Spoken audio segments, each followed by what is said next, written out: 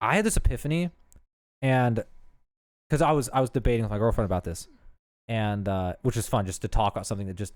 Well, it's fun when you're dating someone who's really open minded and you can talk about things that are really upsetting to women in general, but they trust you enough to not get upset at you because they know you're like, it's like a little kid being like, well, why shouldn't I just eat with my hands? And like, let me try to get you to understand, you know what I mean? You're not like, oh, it's not because he's an idiot. It's because he doesn't know. Or because like, I trust that he's not like doing this to be like, I'm trying to make you question reality and upset you or some insane mind. Like, no, he's just like, I just want to understand and conjecture, you know what I mean? Anyway, that preamble out of the way.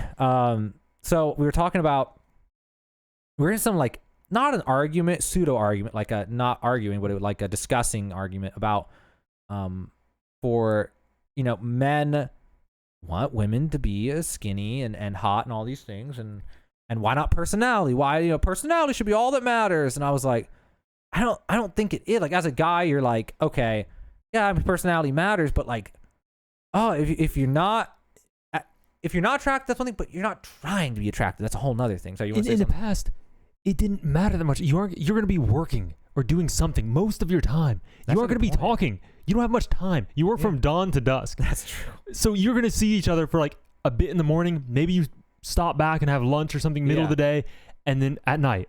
Yeah. So you aren't going to have philosophical, discussions or anything. It's just all through the past. You only had minimal conversation. So all it was, oh, wow, you're attractive. In the 10 minutes I see you in the morning and the 10 minutes before bed. Oh, Al, you're attractive. Or 5 minutes for most 5 minutes. People, Yeah. Then that's what's important. And the conversation wouldn't really matter because it doesn't affect your day-to-day life. I'm still going to go out and work all day. Yeah. Whether I had a good conversation or not. God, it makes you realize it's not going to affect my children that much as long as you don't have a really bad personality and you're going to do harmful things. How do you say that? I think arranged marriage, everyone goes, oh, that's so horrible. And you're like, you just have to be with someone your whole life. What if you don't get along? I'm like, God, it didn't matter at all because you wouldn't see each other anyway. Yeah. You spend about 30 minutes. Everyone imagines it in today's context, which is we get to spend like on average 2 to 6 hours a day together. And on the weekends we have the whole day together. No, that's not how it was at all. Imagine being with somebody who you're not even, I'm sure a lot of people have dated people where you're like, you don't really get along, but you're kind of get along, but it's definitely not the best person you can be with. Now imagine you only get to see him an hour a day or less. Well, now it's not really a big deal that because that hour a day is now magical. Even though you only kind of get along, only having 1 hour a day turns kind of get along into this is great. And if it's great, this is just like heaven, but great's still good. So it turns average into great if you only can see for an hour. What is it? Distance makes the heart grow some fond or whatever that dumb saying is, So that's a good point. I never even thought of that before. But yeah, so on that though, there was this breakthrough thought I had about.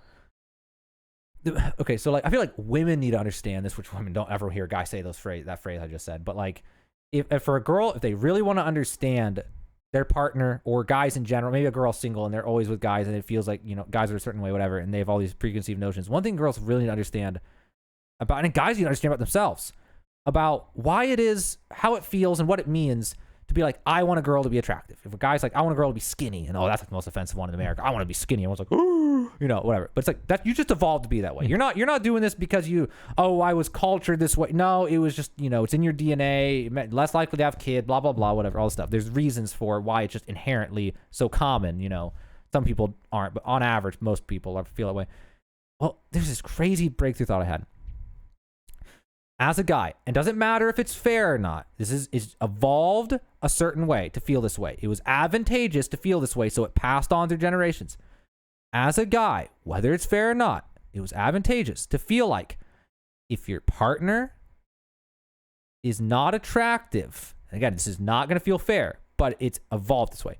If your partner is not attractive, if you're a guy and your girlfriend or wife is not attractive, it feels like they don't care about your feelings. Doesn't matter if it's fair. Doesn't matter if it's right. That's what has evolved to happen. If a guy in the past felt that way for whatever reason, somehow, some way, it made him more likely to have children and be successful or whatever it did. Somehow it bred in, right? So there was some advantage to it, right?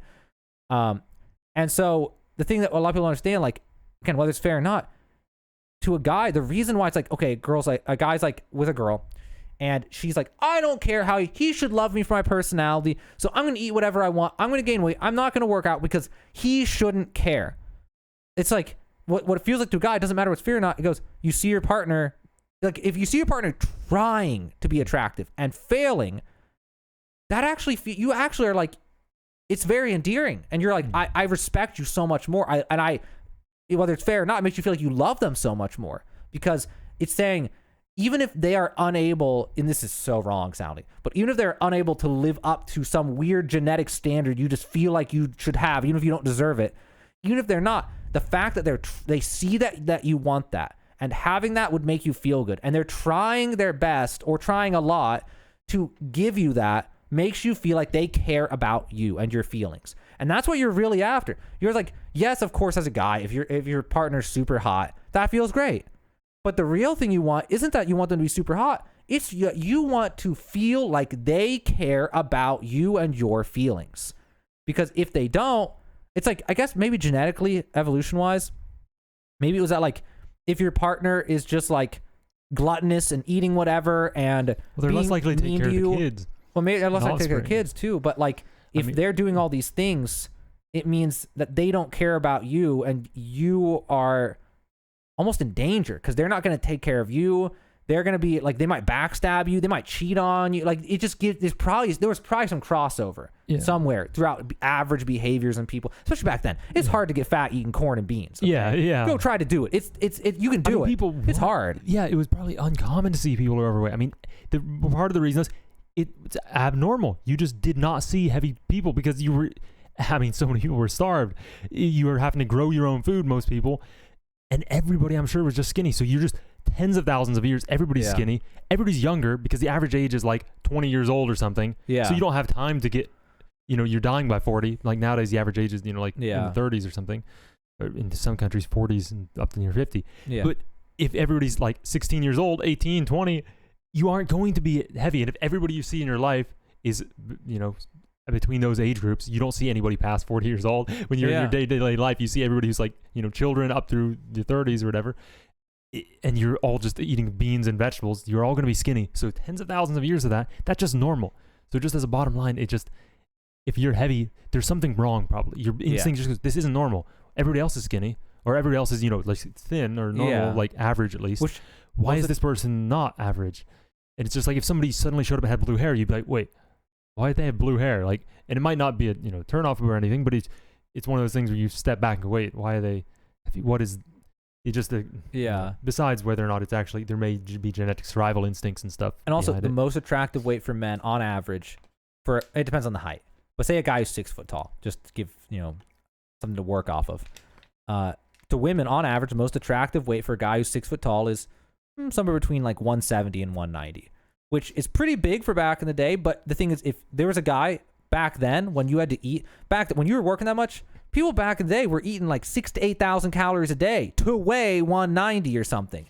Because the work was so hard, you burned 2,000, 3,000 calories a day. I mean, you work 16 hours hoeing fields and doing things. I mean, you're burning thousands of calories a day.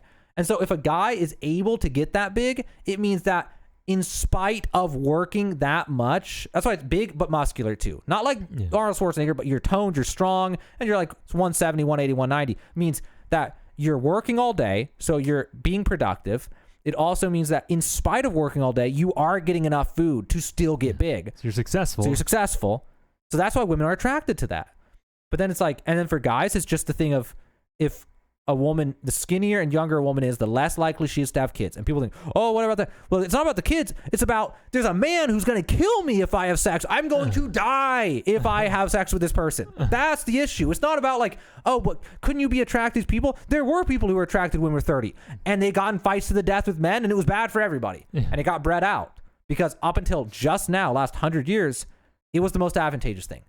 But now maybe not. But now it's different. Now we're at the point in the life. The genes are still there. The genetics are still there. If you get with somebody and they're 16 and you start having kids, you may have like a dozen kids. If you get somebody who's 35, you may just have 3 kids. There's math too. There's math. Yeah. If you get with only older people who are attracted to older people are going to have less kids just because you only have so much time. And then half of them die, which was normal. Half of your kids die on average. So you get 5 kids, you might have 2. Yeah. So people who are having kids later in life have less kids. And you're more like the deformity. So you might have 5 kids and only have 1. Yeah. You have 1, and then you have 1 that's just like Down syndrome or something. He's something, and back in the day, having Down syndrome, something's like a death sentence. Yeah. Like you, they might take care of you and stuff, but a lot of people would it'd be a rough situation. Yeah. A lot of people would just be like, let him starve as a baby or something, just, I don't know. Yeah. So if nothing else, it's just the numbers game. Yeah. But the thing that people like don't understand, where it's like guys have genetics to be attracted to these things, but the thing that I think that happened from a lot of guys, because how did it had to evolve somehow, right? It's not like you evolved to think to yourself, look at those dimensions and that's not how evolution works. You evolve to, you see a stimuli and you feel something. And whoever feels a certain thing when they see or hear or sense sensory something, a certain sense, they feel a certain thing. Somehow that makes them more likely to survive. And the thing that evolved, that worked the best for the way it worked was, as a guy, if you see a woman who is older or heavier or something, it's not that you go, oh, she's so repulsive. You might feel something like that. The bigger one is you think, oh, she doesn't care about me. She doesn't care about my feelings. So you almost feel hurt in a way, in this weird way, this weird type of thing. It feels hurtful almost. So it's like, it's not like I'm some aggressive thing like, aha, look at them, they're nasty. It's like, instead what you're feeling is like oh man, they just don't care about me. Like, God, nobody gives a shit about me. Like, it's like a defensive thing you feel.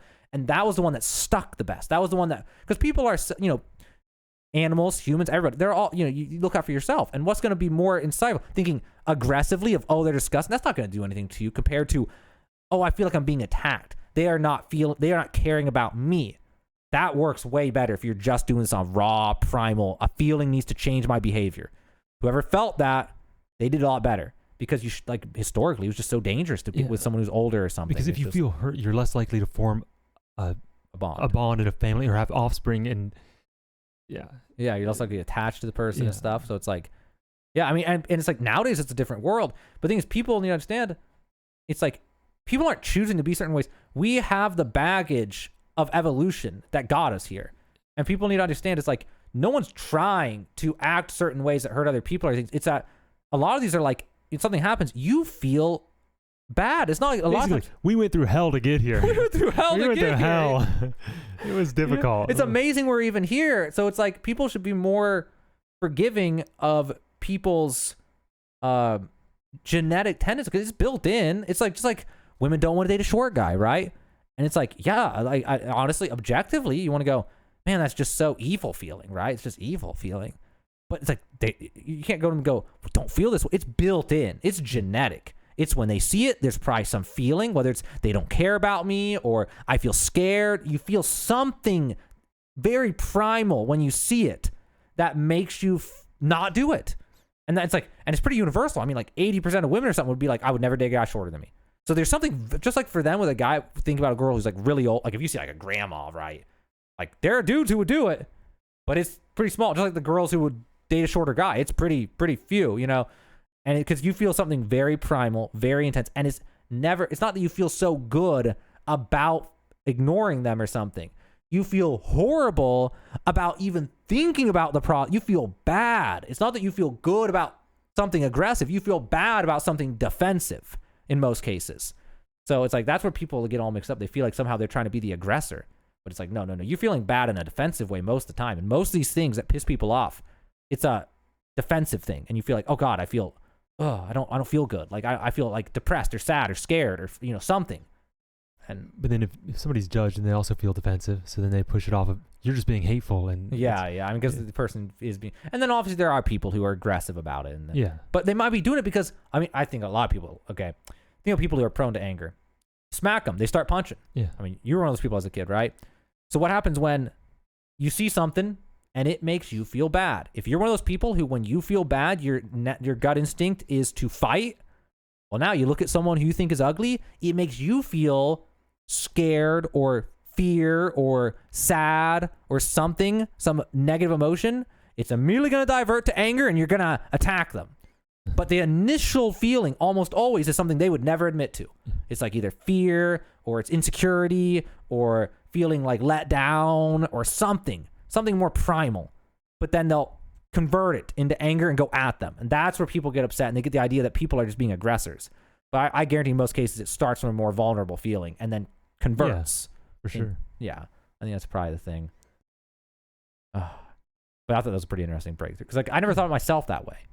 Where, because as a guy, you fall into that trap of like, girls, old or fat or, you don't really think about it. But when you really break it down, you're like, yeah, I mean, it feels like if I think about like being with someone and them getting like really overweight or them like, getting really ugly, and specifically while not trying, not caring how I feel, like it just feels like they don't care about me. They just don't care about me. My feelings aren't in consideration. They don't want me to be happy. They just aren't a caring person, which is another negative. Which is another problem, yeah. But whether it's fair or not, it's how I feel. Yeah. And it's a more vulnerable, almost childish feeling. I'm not loved. But no one wants to say that. No one wants to feel that. Guys don't want to admit to those types of things. Nobody loves me. Guys don't want to say those things. But like that's how it feels. That's like the raw feeling. No, they don't care. I'm not cared about. Yeah. Also, I wonder if there's some other thing, and it's probably maybe it has to tie into with women being in another relationship and you being a third wheel and getting beat up, like that kind of thing. So tired, my brain's just fogging out. If somebody's heavy, they don't need you to provide. Like as the male, you're providing. If suddenly they're just taking care of themselves and everything's fine, then you feel let down because your role has been taken. That's true. So suddenly you're like, well, I have no role here because they're already provided for. So what am I doing?